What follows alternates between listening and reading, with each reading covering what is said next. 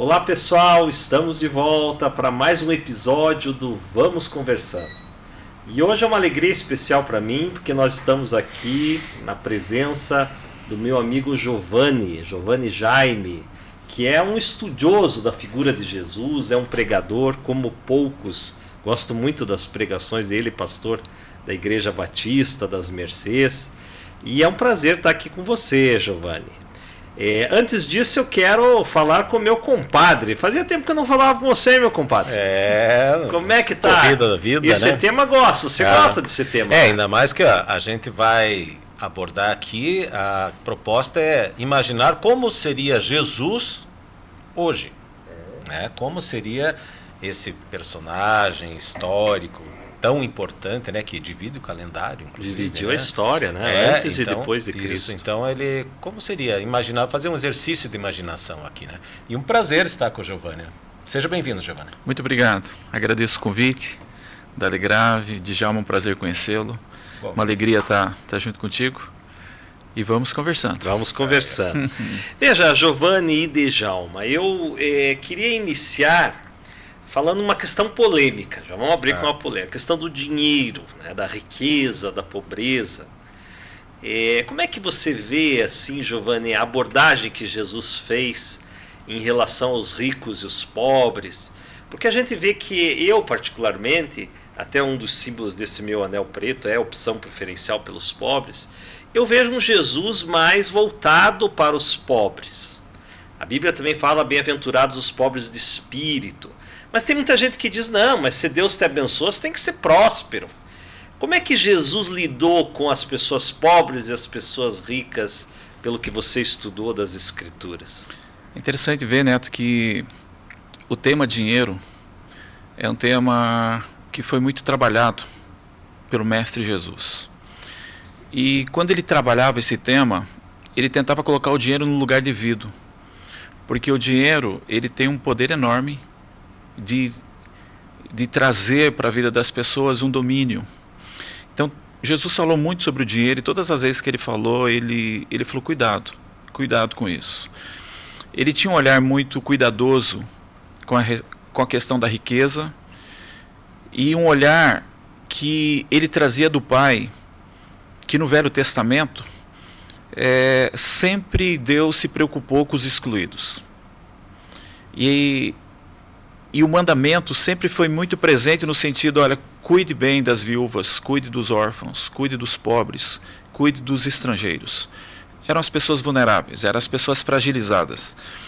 Então, quando Jesus vem e é o Deus que se fez gente como a gente, ele traz esse conceito na prática. Então ele abraça e ele tem um cuidado muito bonito com os excluídos, com os menos favorecidos. E ele não teve nenhum apego a essa questão da riqueza. Ele próprio disse que ele não tinha lugar para reclinar a cabeça, ele não se apegou a essas questões. Então a Bíblia ela trabalha muito essa temática e ela é muito rica em nos ajudar a colocar o dinheiro no lugar devido, a riqueza no lugar devido. Você, Djalma, o Djalma é engraçado, o Djalma, que apesar dele ser ateu, ele conhece muito a palavra e também ele tem um respeito muito grande, não só pelos cristãos, mas pela figura de Jesus. Eu gosto de conversar sobre Jesus com o Djalma, por incrível que pareça. E ele me faz pensar. Bom, primeiro eu acredito muito no Jesus de Nazaré, não no Jesus Cristo. Que Cristo é o Messias, né? Então, para mim, a figura que me desperta admiração e, por que não, paixão, assim, é o Jesus de Nazaré. E, tocando nesse assunto do dinheiro, eu cheguei a escrever um texto uma vez, uma crônica sobre isso, que eu vi uma vez um pastor dizendo assim: todo ouro pertence a Deus. O povo de Deus, os cristãos, têm que tomar posse em nome de Jesus do ouro que existe na terra. Aí eu me lembrei da Bíblia que quem fez essa proposta não foi Deus, foi o diabo, que disse para Jesus: se prostrares e me adorares, toda a riqueza da terra eu te darei. Então não foi Deus que prometeu o dinheiro e a riqueza? Foi o diabo. E agora, não, agora... E tem mais uma que eu quero passar para o Giovanni aqui, que também perfeito isso. É perfeito. Perfeito. Você estou falando que ele entende melhor a lógica da Bíblia do que muitos cristãos. É que nem a questão do acusador, né? Tem muitas teologias que dizem, se não fizer isso vai para o inferno, cuidado, né? Parece que está sempre acusando. Mas no livro do Apocalipse, ele diz que o diabo é o acusador. Então não é Deus, é que nem falou. É a da riqueza. Como é que você vê isso, Giovanni? Eu acho que o diabo toca no ponto importante. Algumas palavras são colocadas como se Deus estivesse falando, ou Jesus, mas não eram ele. Foi dito pelo inimigo mesmo. Eu acredito que tem uma cilada aí, Neto, da Legrave. Neto da Legrave? É a mesma pessoa. Porque nós somos formados por corpo, alma e espírito. E a parte que o dinheiro mais pega e nos assedia é na parte da alma, não é na necessidade do corpo. A alma é aquilo que eu necessito, mas eu coloco algumas coisas a mais. Por exemplo, eu preciso visitar minha mãe em Registro. É só uma viagem que eu preciso fazer. Isso é uma necessidade. Aí eu falo, mas eu quero ir com uma Ferrari. Aí já é uma coisa da alma. Aí começa a complicar a conversa. E aí o mundo está nessa correria e nessa loucura, porque a alma ela é insaciável. E a Bíblia, a espiritualidade cristã, ela nos ajuda nesse sentido a encontrar em Deus a saciedade da alma, não na riqueza. Essas igrejas que você coloca essas palavras na boca de Jesus, muitas delas buscam Jesus para satisfazer as suas necessidades da alma. Eles não se contentam com Jesus. Jesus não basta. E aí eles aceitam tudo. Inclusive... São empresas capitalistas, né, que incorporam bem a alma do capitalismo. Né? Precisa ter a vaidade. Né? Não basta, que nem você disse, não basta ser um carro ou um ônibus que vá até registro. Né? Eu preciso chegar e chegar chegando. Né? Exatamente. Preciso que os outros me vejam. Né? Eu preciso postar. Tem um jogo por trás. Né? Tem um jogo por trás. Você sabe que até o Max Weber, a principal obra dele ali no início do século XX, foi justamente o espírito do capitalismo, a ética protestante e o espírito do capitalismo. E ele diz exatamente isso. Ele diz que a partir da reforma protestante, quando divide não só católico, mas agora católico e os protestantes são aqueles que leem a Bíblia. Foi traduzida, Lutero, e aí começaram a perceber que é pela fé que somos salvos. Só que eles também têm uma interpretação de que os predestinados têm alguns sinais. E alguns dos sinais dos predestinados à salvação são os abençoados, os ricos. E aí eles também começam a compreender que você não deve... O teu trabalho também tem que ser abençoado. E você não deve gastar em coisas pecaminosas, então você vai acumulando. Por isso que é o espírito do capitalismo. O que é o capitalismo? É acumulação de riqueza, né? Então você vai acumulando, porque você não gasta em outras coisas, você trabalha de forma árdua, porque Deus vai abençoar o teu trabalho, e aí você vai acumulando, e ali nasce, segundo Max Weber, né, uma das origens do capitalismo é esse espírito protestante, de que o meu trabalho é abençoado, eu não gasto com besteira, e quando eu sou rico é sinal que, poxa, olha aí, ó, Deus está me abençoando. Então a gente começa a perceber que isso também é um pouco perigoso, porque senão nós podemos concluir então que o pobre é um amaldiçoado. Sim. Né, nessa lógica. Ou tem pouca fé. E interessante, Alegrave, que a gente volta para a história judaico-cristã, quando Deus tira o povo do Egito, da escravidão, e entrega uma terra para eles, a terra de Canaã, o lugar da promessa. E Canaã a proposta era do shalom, do descanso. E o shalom, no conceito judaico-cristã, era abundância de tudo para todos. Todos ganharam terra. Não foram os melhores, não foram os privilegiados, todos, sem exceção. E só que a maldade do coração humano, a disputa, o querer ser maior, começou a fazer com que as pessoas começassem a acumular. E aí começou ali um adquirir a terra do outro, um começou a pegar o filho do outro como escravo em troca de dívida. E aí Deus teve que interferir nesse processo, estabelecendo a lei do jubileu, o ano do jubileu. A cada 50 anos, todas as dívidas eram perdoadas. E foi uma reforma agrária. Totalmente. Né? Totalmente. Libertação das dívidas, dos escravos, para recomeço, para que a próxima geração não carregasse o fracasso dos pais. Né? Então, esse conceito dos melhores, da prosperidade dos que são os que correm bem, ele é um conceito estranho ao cristianismo. É que nem a meritocracia, né? O rico gosta desse argumento, porque daí ele é rico, milionário, e ele não se sente culpado. Porque a meritocracia diz assim, eu sou rico, mas eu mereci. Então não me culpem, eu mereci. E se você também pode ser rico, se você merecer. Só que daí cai de novo na antítese disso. Tá? Então, aquele professor de história, que é uma pessoa dedicada, inteligente, mas que dá aula numa escola pública, e não é rico, e nunca vai ser rico. Então ele não tem mérito, ele não é abençoado. Sim. Eu queria agora fazer uma contextualização de Jesus e até certo ponto uma crítica.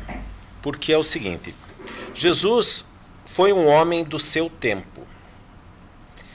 E o tempo dele, não que hoje seja tão tranquilo, mas era extremamente perturbado. Né? Era o domínio de Roma, povos escravizados. Então tinha muito essa questão, essa sede de liberdade, essa sede, mas reinos, tanto que ele fala daí, uma das críticas que eu falo é quando ele fala meu reino não é deste mundo, é isso que meio que acomoda certas injustiças, porque falaria assim, bom, não enche o saco, espere o teu reino lá no céu e vamos deixar os ricos continuarem ricos aqui, né? Mas não é isso que eu ia falar.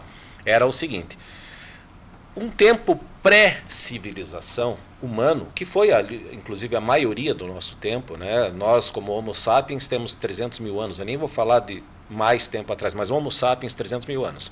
Jesus 2.000 anos e pouco, né? Então é bem recente.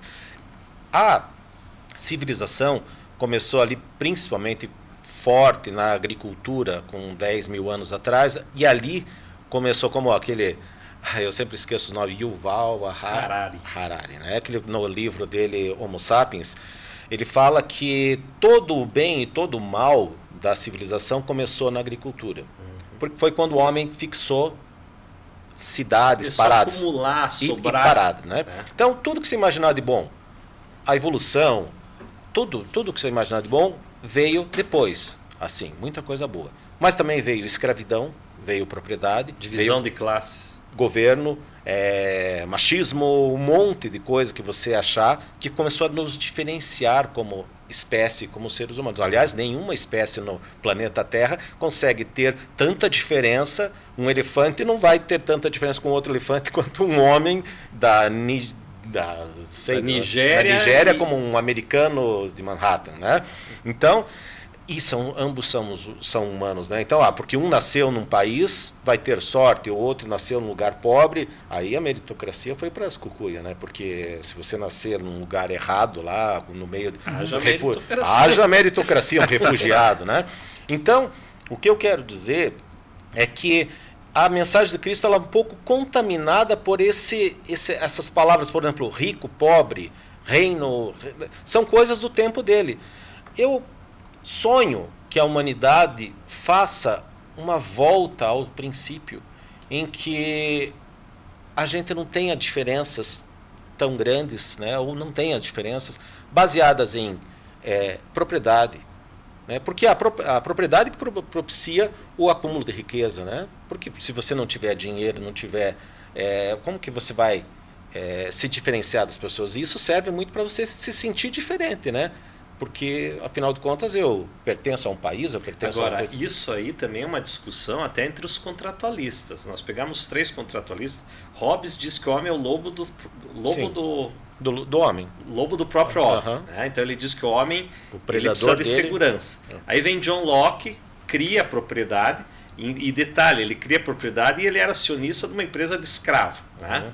E ele diz que a propriedade é um direito natural. E aí vem Rousseau, que é o terceiro, e fala da vontade geral do povo. Então vejam que é o mito do bom selvagem, o Rousseau. O Rousseau ele já diz que o homem nasce sem bom, mas a sociedade que corrompe.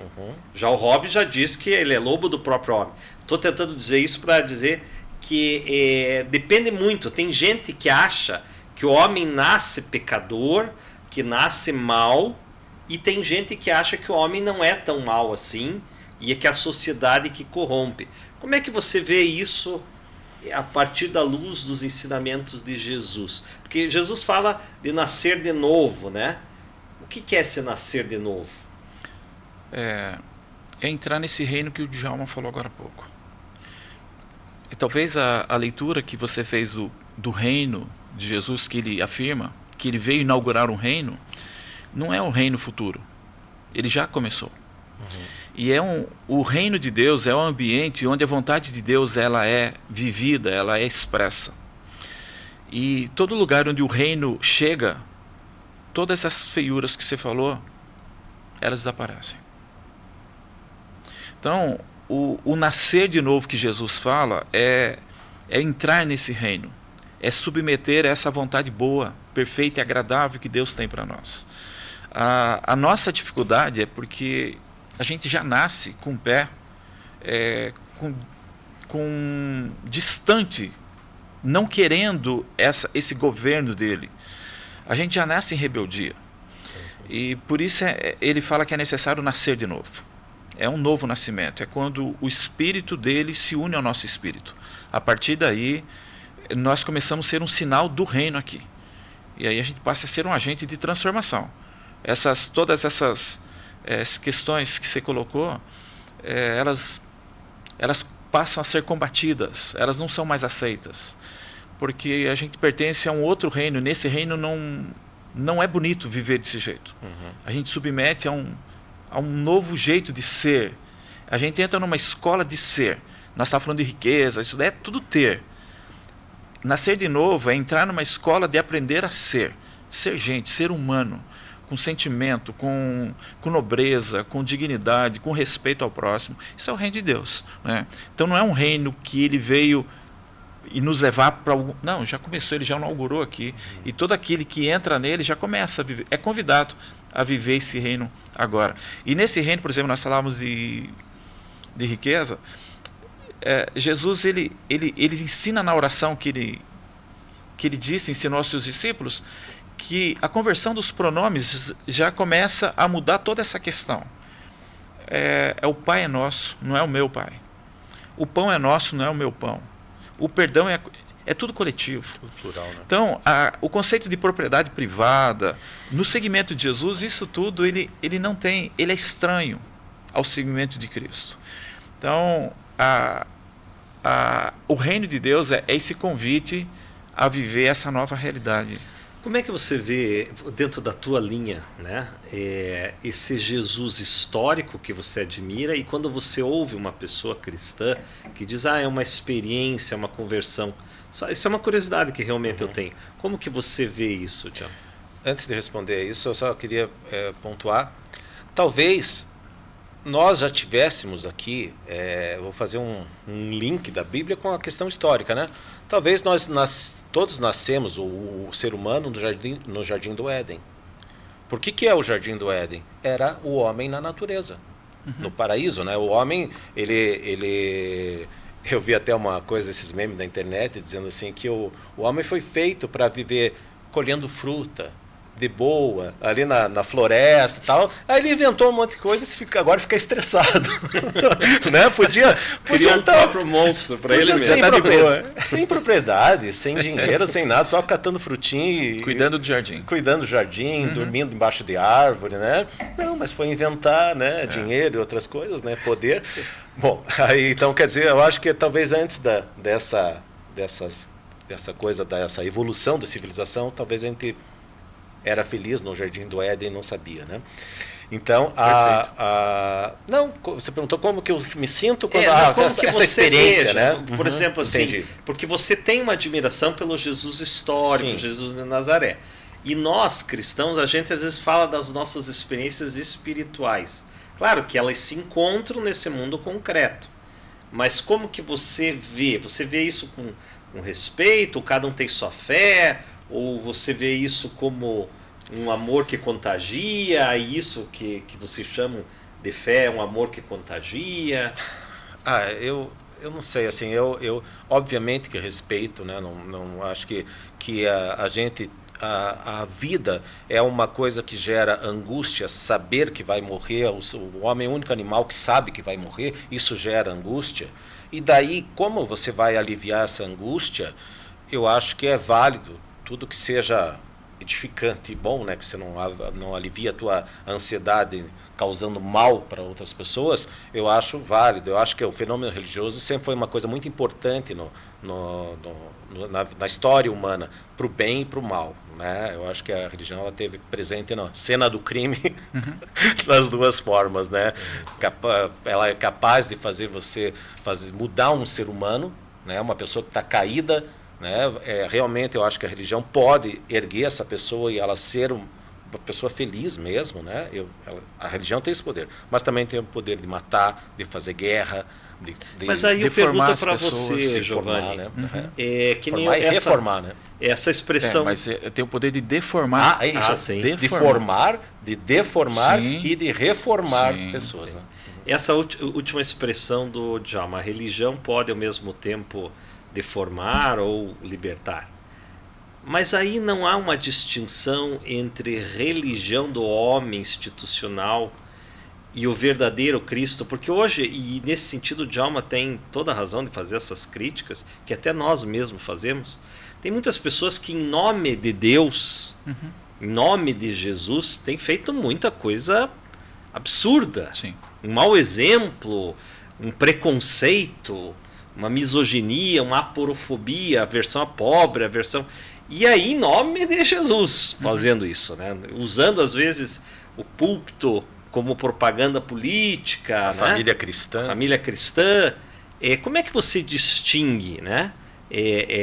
Essa religião, né? Que as pessoas matam em nome da religião, e a centralidade de Jesus?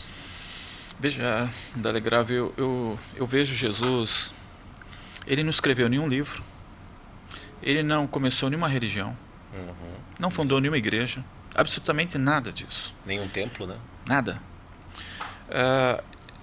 Eu acho que a coisa começa a complicar quando a gente não consegue separar a espiritualidade, que é o que Jesus veio trazer, e religião. A espiritualidade, ela é algo que nasce com a gente, todos temos. Alguns desenvolvem, mas todos já nascem com essa sede pelo transcendente, por aquilo que está além da gente. O fato, por exemplo, de eu nascer numa casa que eu não fui estimulado a fala, não quer dizer que eu não tivesse essa potência de fala. Muitas pessoas não desenvolvem espiritualidade porque não conhecem essa potência que existe em todos nós. Isso Jesus, ele trouxe de uma maneira leve, suave, bonita, e todos os seus seguidores, e eles começaram a ser chamados de pequenos cristos, porque eles começaram a reproduzir exatamente esse projeto de vida, que não tem centralidade no templo, não tem dias sagrados, não tem pessoas especiais que representam, são intermediários entre nós e Deus. Então, quando Jesus desconstrói toda essa lógica da religião, ele apresenta para nós uma proposta de uma espiritualidade saudável, bonita, leve. A religião entra no meio disso tudo. Eu faço uma metáfora hoje do que é religião. É como se fosse as torcidas de time de futebol.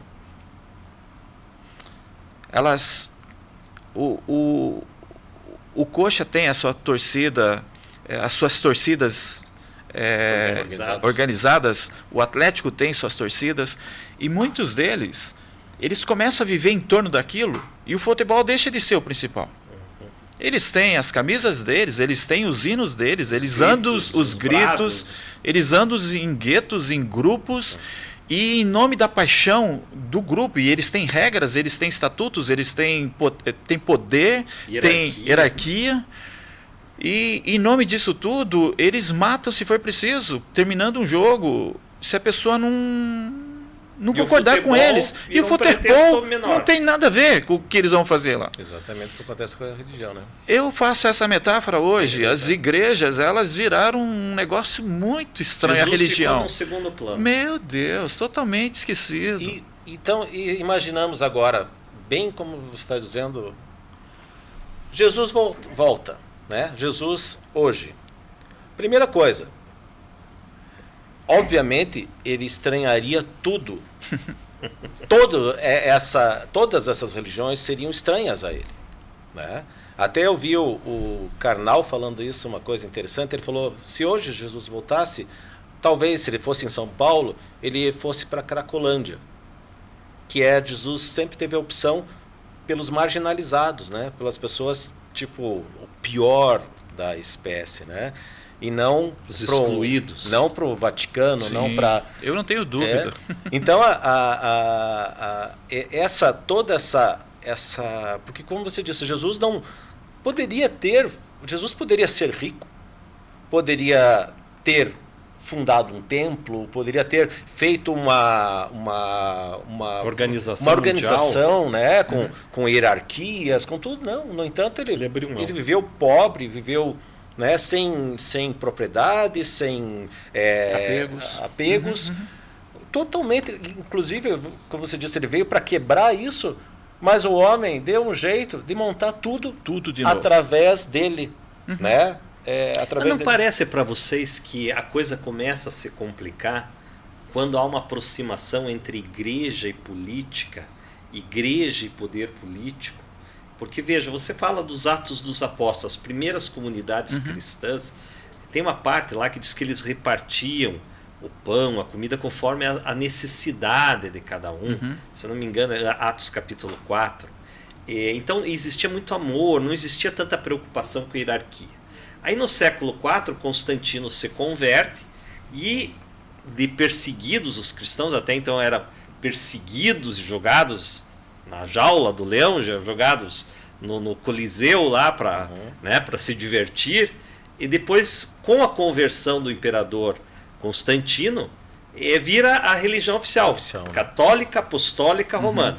Então nós temos um divisor de águas a partir do século IV ali, quando os cristãos saem da perseguição e tornam-se a igreja amiga do rei. E aí começa a desandar tudo, né? Você pode ver ali que começa a vir todos os pecados, os abusos, né? A igreja. E hoje a gente vê também as igrejas evangélicas, exemplo aqui do Brasil, não só no Brasil, nos Estados Unidos também, essa aproximação, esse assanhamento de querer ser amigo do presidente, amigo do rei, né? Querer ter essa coisa de... Será que ela não se perde quando acontece tudo isso? Queria saber a opinião de vocês. Para mim, não tenha dúvida. Não tenha dúvida. Até o século IV, o segmento de Cristo, as pessoas do caminho, elas se reuniam em casas. Era um ajuntamento como aqui, onde se dividiam todas as coisas, ao redor da mesa. Constantino traz de novo a centralidade para os templos. Constantino traz de volta a hierarquização dos bispos, traz tudo aquilo que Jesus desconstruiu. Exatamente. Ele traz de volta. E ali começa um namoro muito perigoso. E parece que a história vai nos mostrando que a gente não aprendeu, que isso daí dá muito errado. Deu errado e vai continuar dando errado. E toda vez que existe essa aproximação, esse namoro, eu fico muito preocupado, porque a gente não aprendeu isso com Jesus. Como seguidor de Jesus, isso nunca foi agenda da vida dele. Ele desprezou César e o poder de Roma, como você falou. Ele desprezou Herodes, que era o rei. Ele desprezou a hierarquia religiosa dos seus dias, os sumos sacerdotes. Ele chamou 12 pessoas simples para serem seus discípulos. Pessoas sem pedigree, pessoas que foram totalmente influenciadas pelo seu ensino e que foram capazes de revolucionar o Império Romano nos seus dias. Então, os discípulos, eles assimilaram esse conceito de Jesus, essa simplicidade, a essência do Evangelho e da mensagem de Cristo. E depois o poder, ele é perigoso. E o poder, essa aproximação que você fala, é como se você tivesse a autorização de Deus para falar o que é certo e o que é errado e julgar o outro. Esse comportamento é errado, então está, em nome de Deus, eu digo que é errado. Sim, esse daqui está certo, porque nós... Então, aquelas pessoas... Você cola a imagem do Satanás em quem pensa diferente, né? Você cola essa imagem, faz um marketing e você se diz como a voz, o porta-voz de Deus. Isso, historicamente, sempre deu errado, sempre acabou em sangue, e é uma estratégia muito antiga, né? O rei, né, ser a voz de Deus, o imperador, seja o que for, seja a voz de Deus. E aí há uma hipocrisia, porque veja, os crentes, os católicos, os evangélicos, os religiosos, para usar uma expressão mais adequada, eles pensam alguns pecados que eles são muito rigorosos e outros nem tanto. Então, por exemplo, a questão da homossexualidade. Eles jogam muito pesado com isso. E sendo que Jesus não falou absolutamente nada sobre esse assunto. Jesus falou sobre o dinheiro, Jesus falou sobre o poder, mas Jesus, se você pegar os 4 evangelhos, ele não fala nada sobre isso. Só um minutinho. Tá. E já em relação a outros temas, ele fala. Então, eu vejo que alguns religiosos, eu não estou nem entrando no mérito aí né? Mas eu estou falando que há uma hipocrisia, tanto que ele chamava os fariseus da sua época de hipócritas. Né? E aí a glutonaria, que também está na Bíblia, você comer que nem um louco, isso é pecado também. Daí aquele mesmo religiosão que come que nem um louco, ele aponta o dedo para o homossexual. E no meu ver, Jesus está muito mais a fim de acolher a mulher samaritana, o pecador. Todos nós somos pecadores, todos, né? Ele fala do falso profeta, né? Acautelai-vos dos falsos profetas. Ele jogava pesado. E hoje a igreja me parece que nem essa coisa de defesa da família. Qual família? Só a família margarina? Sim. A família que tem lá loirinhos, um café da manhã robusto, um marido, uma mulher, os filhos. Só isso que é família. Será que uma pessoa que mora só com a mãe solteira, que mora com a sua mãe, não é uma família? Sim. Pessoa que mora só ela e o cachorrinho, não é uma família? Qual família? Né? Como é que vocês veem isso? Eu só ia comentar que eu acho que Jesus fala de certa forma nisso, quando ele fala dos eunucos. Sim. Que os eunucos, aos que foram feitos, aos que nasceram e aos que... Ele tem mais uma outra expressão, agora não me lembro. Quem sabe? Né? Ele quer dizer assim, de alguma forma, aos que nasceram eunuco. O que ele queria dizer com isso? Será que ele não estava fazendo uma alusão a alguma pessoa que não tem o desejo sexual? Uma metáfora para isso? Porque quem que nasceu eunuco? Ele estava mais preocupado em julgar ou acolher? Então, ele está dando... Exatamente, ele está dando dizendo, existem essas pessoas. Né? E ele não falou nada, né? Que é errado. Eu não saberia dizer o que ele quis dizer ali naquele contexto. Mas uma coisa é certa, ele não excluiu. Essa seletividade que se faz hoje em nome de Jesus, em nome de Deus, e sempre levando para aquilo que convém, naquilo que eu sou forte,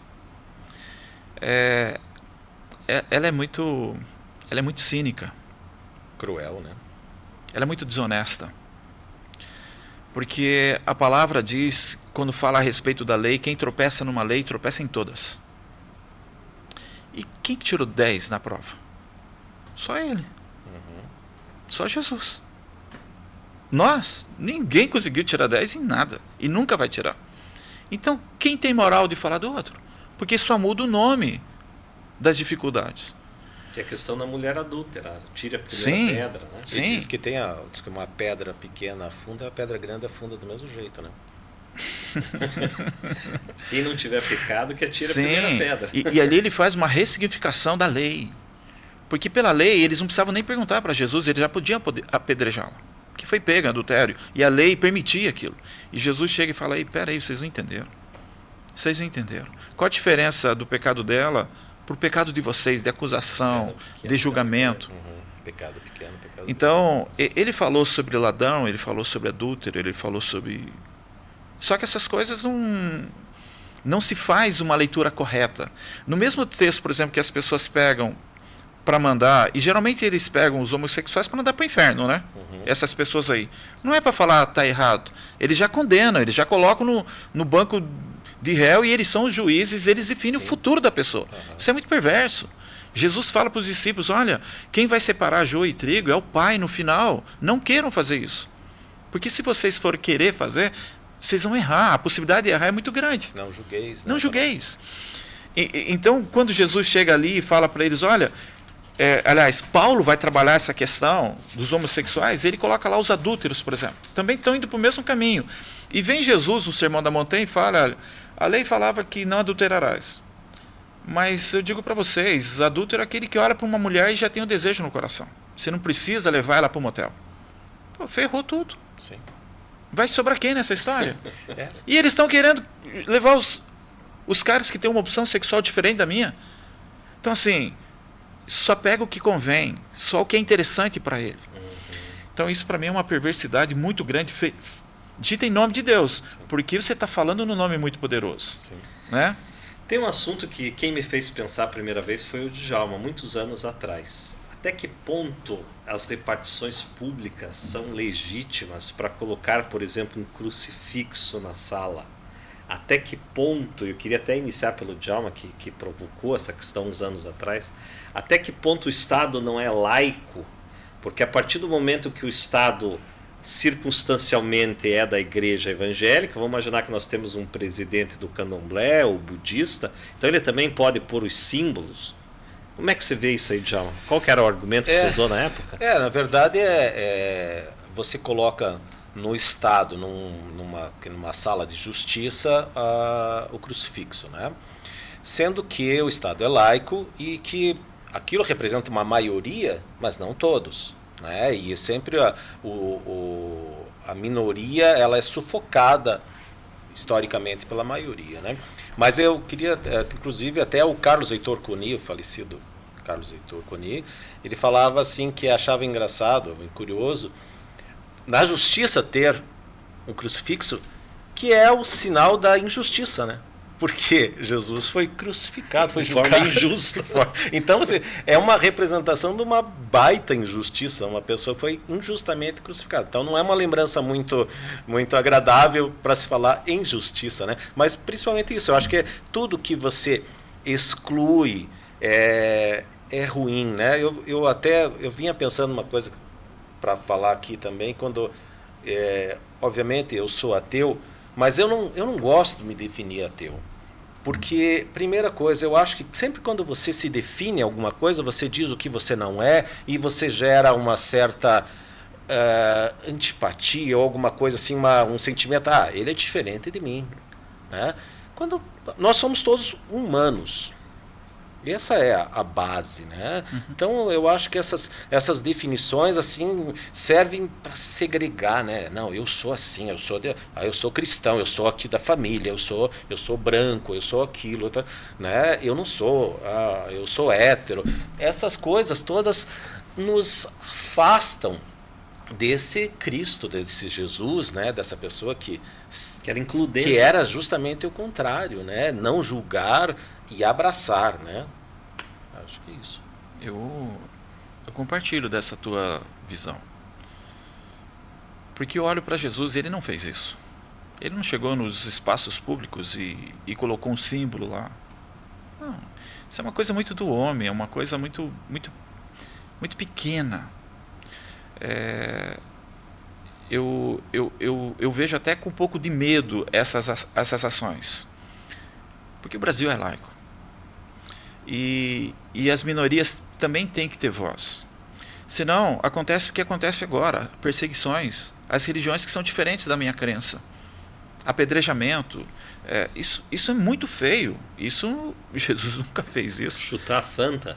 Nunca fez isso. Lembra desse episódio da Universal? Tem um momento nos evangelhos que Jesus estava andando com seus discípulos, eles tinham que passar por Samaria, e Samaria eles tinham uma diferença grande de convívio entre eles, histórico, já trazendo o passado, e os discípulos chegaram e falaram, Jesus falou, vai lá e pede pouso, e os caras não deram, os discípulos falaram, podemos pedir para descer fogo do céu, vão acabar com isso. Jesus fala, cara, que espírito é esse? De quem vocês estão falando? Ele ensinou para Pedro, baixa as armas. E aí eu já quero provocar a questão da arma. Porque eu fico indignado quando eu vejo marcha de Jesus, né, e as pessoas fazendo o gesto de arminha. Marcha para Jesus com arminha. Veja, arma, quem compra uma arma, ela já está se predispondo a matar alguém, ainda que seja em legítima defesa. Mas ela já está se armando. E um dos mandamentos é não matar. Então você já está até por esse lado, né? Mas é muito mais profundo do que isso, né? Jesus, quando o soldado veio, né, Judas dedurou Jesus, traiu Jesus, e aí vieram os soldados romanos para pegá-lo. Pedro tirou a faca, né? Para cortar a orelha do soldado, né? Chegou a cortar. E Jesus falou, não, Pedro, inclusive fez um milagre ali, pôs a orelha de volta dele, falando, não é por aí. Baixa as armas. Baixa as armas. Não parece incompatível isso? Porque alguns religiosos dizem assim, não, mas nós temos que nos proteger dos maus, dos bandidos e da nossa família. E se eles vêm armados e nós não temos arma, como que nós vamos nos defender? Como é que vocês veem isso? Assustado. Eu acho que a questão, um cristão não deveria pensar dessa forma, deve pensar por que existem essas pessoas assim, por que existe criminalidade? Será que não é a sociedade que cria toda essa situação?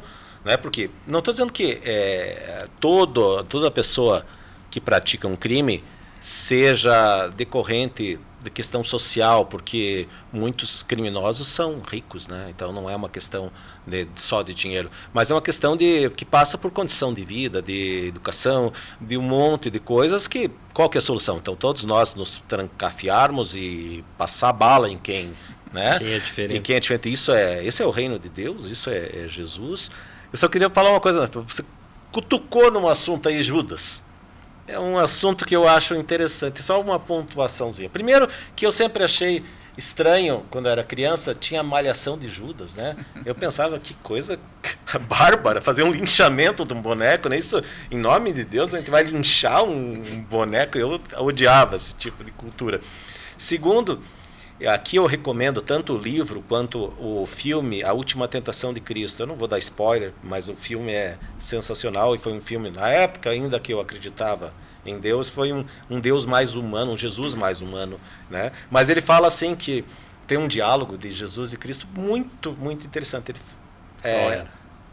Jesus, Deus, Judas, quando chega para Jesus e fala assim, não, eu não quero te trair. Eu não quero fazer isso. Aí ele fala assim, mas você precisa. Deus deu essa missão para você, a pior. A minha é mais fácil, eu vou morrer. A tua é trair, é me trair. Então ele dá porque ele fala assim que o Judas sempre foi ali o mais forte dos apóstolos, que queria a revolução e tal. Então eu acho no mínimo interessante essa coisa, porque a gente fala, não, Judas traiu, Judas não sei o quê, mas Judas fez parte de um plano, talvez não traçado pelo próprio Judas, mas sim pelo próprio Deus, né, que precisaria dessa traição para a coisa acontecer como aconteceu. Então, eu não sei até que ponto Judas é um instrumento. Eu não concordo muito com essa ideia, linha de raciocínio, porque eu acho que se Judas pedisse perdão para Jesus, ao invés de se suicidar, Jesus teria perdoado. Mas antes de trair. Assim como Pedro, que negou Jesus 3 vezes, depois foi perdoado e se tornou ainda o líder da igreja. Judas era orgulhoso. Tanto que ele era orgulhoso que, além dele fazer tudo errado, ao invés dele ir lá e se arrepender ou pedir perdão, ele foi lá e se matou. Mas você está julgando Judas. Tô. É duro falar que esse homem, viu? Ele que se acerta. Vamos ouvir, ó, quem tem mais propriedade aí, Giovanni. Mas antes de falar de Judas, né? Essa questão da malhação que você colocou é coisa da religião. A religião vai criando essas coisas sem sentido. E vai se reproduzindo sem consciência, sem reflexão. E vai passando de geração para geração. É uma coisa louca, né? Mas voltando lá no que você falou das armas, né? Quando eu casei com a Renata, nós fomos morar um tempo na Holanda. Fomos servir numa igreja. E uma coisa interessante que eu vi lá, e tem muito a ver com o que você falou, John, tinha cadeia lá que era vazia. Não tinha. Ia fechar porque não tinha preso. Os policiais lá não usavam armas. A gente vivia num lugar que a gente falava, meu Deus, a gente não sabia que tinha lugar tão pacífico assim. Então há uma construção por trás disso. Há uma equiparação das injustiças sociais. Eles enfrentaram, a Europa enfrentou isso um tempo atrás e sobreviveu a essas feiuras sociais com coragem. Eles equalizaram essa conta, coisa que aqui no Brasil a gente não fez. Isso ajuda muito a criminalidade, por exemplo, desaparecer. Todos vivem bem. Eu não preciso tomar o que é teu, porque o que você tem eu também tenho. E está tudo bem, está tudo legal. Então, por trás dessa fala das armas, por trás disso há um fechar os olhos para essas injustiças. As pessoas... Não é justificar o mal. Não é justificar o mal. Mas quando eu vou no Rio de Janeiro da vida, ou aqui mesmo em Curitiba, nas favelas, ninguém está lá porque quer. Eles foram excluídos da vida boa. Eles foram levados, a vida deles já começou num lugar difícil. Então, vencer isso é com o Espírito de Jesus. E ele vem dizer assim, bem-aventurados são os pacificadores. Não são os armados. Não são os que matam. São os que pacificam. Bem-aventurados são os que têm fome e sede de justiça. É quando olha para essas injustiças e fala, nós queremos implantar o reino de Deus aqui. Quer implantar o reino de Deus? A gente quer trazer justiça aqui. Se você é excluído, a gente quer trazer você de volta. Se você está sendo perseguido, a gente quer que pare isso. Se você está sendo apedrejado, isso não pode mais. Então o reino de Deus é trazer essa boa notícia. Somos todos iguais. Somos humanos. E aquilo que nós temos de semelhança é muito maior do que aquilo que nós temos de diferente. O Djalma também sempre fala isso. Então eu concordo totalmente com a linha que você trabalhou. Por trás de todos esses números assustadores no Brasil, de mortes, assassinatos e tudo isso, existe uma injustiça social muito grande e que ninguém está afim de corrigir e consertar essa conta. Nenhum governo está disposto, a sociedade não está disposta. E aí a gente vai privilegiando um grupo e os outros, que Deus tenha misericórdia e se virem para sobreviver. Isso é muito feio, né? Isso vai aumentar cada vez mais e aí os poderosos acham que com arma na mão eles vão resolver. Para o lado deles, só. Sim. Né? Então... me assusta a igreja comprar esse discurso. Porque a gente aprende com Jesus que o caminho é outro. Ao contrário. E até isso que eu queria agora, nesses últimos 5 minutos que nós temos aí, falar da maior proposta de Jesus, que é a proposta do amar ao próximo como a ti mesmo. O que significa isso? Né? E vejam que é uma lógica, né? Amar ao próximo como a mim mesmo, como a ti mesmo. Ou seja, é preciso também que eu tenha um amor próprio, e esse amor próprio não no ter, mas eu me aceitar como eu sou, a minha missão, como Deus me fez, com todos os meus defeitos e limitações. Aqui você já contradiz a vaidade, né? Porque Deus te fez desse jeito, você não precisa se deformar, você não precisa se modificar, aceite a tua história, né? Que lembra até mesmo Nietzsche, amor fati, aceite o teu destino, aceite a tua história, né? Porque eu vejo também pessoas que brigam muito com a sua história. E às vezes Deus te colocou naquele lugar, né, naquela família. Você talvez tenha que ter uma missão ali, um sal na terra, naquele contexto. Então, se ame em primeiro lugar. E transborde de tal maneira que você vai amar o próximo. E amar, né, 1 Coríntios 13 diz: o amor não se ensoberbece, o amor não tem inveja, o amor tudo espera, né? O conceito de amor. Eu queria finalizar ouvindo vocês sobre essa mensagem do amor nos dias de hoje, que Jesus nos ensinou. Que tipo de amor é esse? É o amor próprio, é o amor altruísta, é o amor às coisas do bem, às coisas do reino? A questão do amor próprio, né? Eu acho que na linha que você estava falando, me lembrou aquela oração do Alcoólicos Anônimos, né? Que não sei se é a origem, enfim, talvez tenha um pouco de estoicismo nisso. Muita coisa dos estoicos teve roupagem, né, na filosofia que é assim, né? Você saber diferenciar o que pode ser mudado do que não pode ser mudado, né? O que não pode ser mudado você aceita, o que você pode mudar você se rebela e tenta mudar e pede sabedoria para distinguir uma coisa da outra, né? Então eu acho que nesse sentido eu acho que né, meio que complementa exatamente o que você estava dizendo, né? E eu acho que o ser humano é bom. Eu não acredito aí eu discordo um pouco da linha religiosa que fala que o pecado original, que você precisa de Cristo para ter a vida nova. Com todo respeito, eu acho que o ser humano, criado ou não por Deus, ele já vem bom, e a maldade ela vai sendo aprendida. Eu acho que a natureza ela é boa. Claro, a natureza ela é um pouco acima desse conceito, e daí a gente vai divagar um pouco sobre natureza ser meio amoral, mas eu acho que a natureza, ou Deus, como diria Spinoza, né, essa Deus natureza, ela tem uma sabedoria própria. E todos os seres têm essa vida pulsante, que o planeta é uma coisa viva, o planeta não é uma coisa só do ser humano. E quanto o ser humano não entender que ele faz parte desse todo, de uma grande vida, ele vai acabar destruindo esse planeta.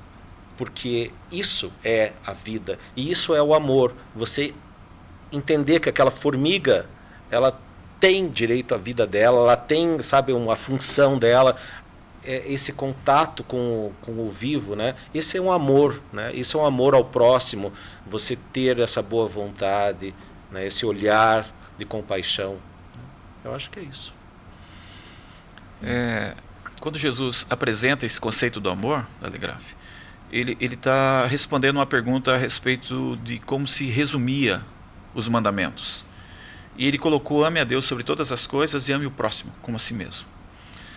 O amor é um conceito muito esvaziado para nós. Quando eu penso no amor, eu gosto de voltar um pouco para o conceito grego. No nosso conceito, eu digo: eu amo a Renata, eu amei nesse papo aqui, eu amo São Paulo, eu amo música, amo Djavan, amo Ivan Lins, eu amo um monte de coisa, eu vou colocando tudo no mesmo pacote. Eu amo tomar Coca-Cola, eu amo correr. O grego ele separava melhor essas categorias. Ágape, filos. Pelo menos, eles tinham 5, pelo menos 3. O eros, o filéu e o ágape. E você falou agora há pouco, por exemplo, de Pedro, de ter negado a Jesus e ter 3 vezes e o galo cantou. Quando Jesus ressuscita e aparece para as mulheres, ele fala: olha, avisa os meus amigos que eu estou vivo. E fala para eles que eu quero encontrar com eles lá no Mar da Galileia. O Mar da Galileia era um lugar emblemático para eles, porque foi o primeiro encontro dos pescadores com Jesus. E Jesus levou e falou que eu quero ter um encontro com eles no mesmo lugar. E fala para Pedro que eu estou esperando ele lá. Só citou o nome de Pedro. O cara já estava mal, já estava com um sentimento horrível de ter deixado o amigo no momento que ele mais precisava e traiu. E se eu sou Pedro ali, e quando as mulheres trouxeram essa notícia, eu falei, peraí, ele falou o nome de todo mundo, né? Não, Pedro, ele falou só o seu, ele está te esperando. E quando Jesus vai, e eles vão para o Mar da Galileia, eles pescam, o cenário é tudo igual, eles passaram a noite, não pescaram nada, de repente um cara na praia fala, ei, tem peixe aí? Ele falou, não pescamos nada, hoje deu ruim. Eu falei, então lança as redes. Quando ele coloca essa senha, os caras falam, meu Jesus. Já vi essa história. Já vi essa história. Pedro pula do barco e sai desesperado nadando em direção do seu amigo. E ali tem uma conversa muito legal, que Jesus pergunta exatamente essa questão do amor para ele. Pedro, tu me amas? E Pedro responde, sim, te amo. Ele pergunta 3 vezes. Né? Pergunta 3 vezes. Por que ele pergunta 3 vezes? Eu aprendi com o Russell Shedd, o mestre, um dos únicos no Brasil que lia a Bíblia no grego, que tem uma brincadeira das palavras aí no grego. O eros é o amor do primeiro encontro, é o que atrai, é a química, todo casamento começa com eros. E os especialistas dizem que o eros tem um prazo de validade, ele é 2 anos e ele tem que transicionar para o filéu, que você sai do chão da necessidade do sexo, da paixão, do tesão, e passa para um chão de amizade, de solidez, de companheirismo, de respeito, de cuidado, de proteção. História construída. Isso, esse é o filéu. A maioria dos casamentos globais, eles terminam com 2 anos, porque eles só querem o eros. E acabou o eros, eles trocam de parceiro. Na sociedade que eu vi vocês falando bastante vezes aqui, líquida, que vocês comentaram, né? Quando Jesus chega ali para Pedro e pergunta, Jesus pergunta para ele, Pedro, então tem o amor eros, que é esse da química, tudo que aproxima, tem o amor filéu, que é uma amizade mais profunda, e tem o amor ágape. O amor ágape é o amor perfeito, o amor de Deus. Só ele tem esse amor. Quando Jesus chega para Pedro, ele pergunta, Pedro, tu me ágape? E Pedro fala, Senhor, eu te filéu. Eu te amo como amigo. Não amor perfeito. Porque ele já estava com o galo na cabeça. Uhum. O canto do galo estava ali. Ó. Jesus pergunta pela segunda vez, Pedro, tu me ágape? E Pedro responde, Senhor, eu te filéu. Na terceira vez, Jesus pergunta, Pedro, tu me filéu? Ele fala, Senhor, é o máximo. Eu te filéu. Aí Jesus fala, yes. Eu já sabia. Você precisava saber disso. Porque há uma semana atrás você falou que tinha amor ágape. Há um mês atrás, há uma semana atrás você estava vivendo uma utopia que agora caiu a máscara para você. É esse Pedro que eu quero. Pastorei as minhas ovelhas. É esse amor filéu que eu acho que está faltando hoje na nossa sociedade. As amizades de longo tempo, que eu vejo, por exemplo, que meu pai tinha. Meu pai, ele viajava 1.000 quilômetros para rever um amigo que mudou de cidade, de Registro para Goiânia, para passar uma semana com ele ao redor da mesa. Eu aprendi que vale a pena esse tipo de amizade. Não é a amizade de interesse, não é no eros, é do filéu, é mais profundo. E para se ter isso, precisa primeiro a gente entrar com mais profundidade para dentro da gente. É aquela amizade que quando a pessoa falece, você não vai no velório dela para cumprir uma agenda social. Você vai para se despedir. É além. Você vai desesperado, né? Porque você fala, poxa, perdi uma grande parceria. Exatamente. Porque quando essas pessoas, nós temos, eu acho, sempre pessoas fundamentais na nossa vida, e acredito quando uma dessas pessoas morre, ainda bem que eu não tive nenhuma perda dessa ainda, né? Mas um dia terei, parte de você morre também, né? E você precisa se reestabelecer, porque você fraqueja, você cai, né? Porque a tua base de alicerces é baseada nas pessoas que você se relaciona. Né? Exatamente. E aí eu gosto de uma frase do Rubem Alves que ele fala, eu te abraço para abraçar o que me falta. Relacionamento é isso. Ninguém é inteiro. Ninguém é pleno. E nós precisamos dessas relações. Sim. Precisamos ser completados com essas histórias. E então, quando Jesus fala, ame o próximo como a ti mesmo, e mais para frente ele vai falar, ele melhorou isso. Ele falou, estou dando um novo mandamento. Eu quero que vocês amem como eu vos amei. Aí ele traz o amor ágape. Não apenas o amor interesseiro. Não apenas o amor egoísta. Porque se eu for passar aquilo que eu sou, há um risco muito grande aí. E Jesus fala, não, isso não vai dar certo. O novo mandamento é ame como eu estou amando vocês. É o amor de entrega. É o amor que morre se for necessário por outro. Isso é amor, né? Então, essa é a história de Jesus. Bem. É isso, meus queridos. Terminamos mais um episódio fantástico. Falar da vida de Jesus com duas pessoas tão profundas.